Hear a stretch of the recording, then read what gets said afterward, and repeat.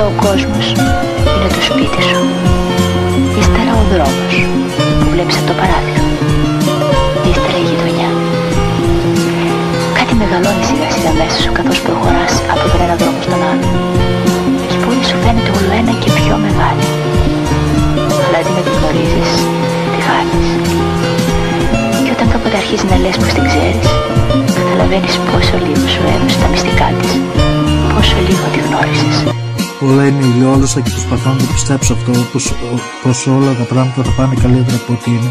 Ίσως να μην είμαστε παράσιτα μέσα στη ζωή και ίσως όλα να βελτιώνονται μέρα με τη μέρα. Προσπαθώ να δίνω κάθε μέρα την καλύτερη εκδοχή του εαυτού μου.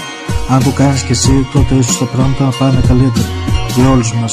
Ίσως όσο ζεις πρέπει να κάνεις καλά πράγματα για να ανταμυφθείς κιόλας. Αυτό που λέμε κάνουμε, ο Θεός μας ανταμείβει όταν κάνουμε θετικά πράγματα, καλές πράξεις. Αυτό που είπε ένας συγγραφέας, η προσπάθεια και οι καλές πράξεις ανταμείβονται. Ίσως όλα να πάνε καλά, ποιος ξέρει, ο χρόνος μόνος θα μας δείξει. Και πιο αυθεντικός θα μείνει, ίσως να μην πήγαν όλα χαμένα. Και αν πήγαν, αυτό που λέει το τραγούδι, ο χαμένος θα παίρνει όλα.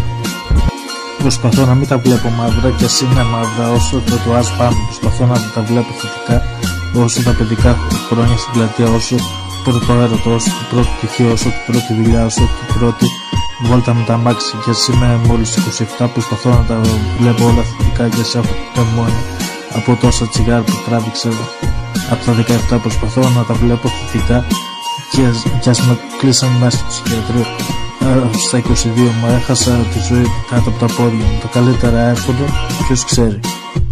Αλλά όλα γίνονται για κάποιο λόγο. Μπορεί να μην υπάρχει διατηρησιμότητα, αλλά πράγματα γίνονται για κάποιο λόγο. Ο χρόνος διατρέπει τα πάντα, λέτε να ισχύει. Εγώ πάντως έζησα μέχρι το 23 στο έπακτο. Διάβασα ένα 95χρονος, έλεγε ότι και να είσαι πρέπει να είσαι ευχαριστημένος και να λες ευχαριστώ που είμαι εδώ και να προλαμβάνεις αυτή τη στιγμή.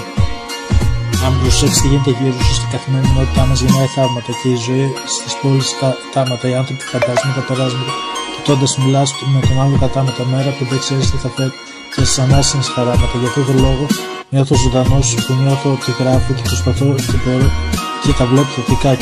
Κι ας δεν είμαι τόσο καλά. Όλα αλλάζουν σε μια στιγμή και αν δεν είμαι εδώ αύριο, θα σας ευχαριστήσω το Θεό που είμαι εδώ τώρα.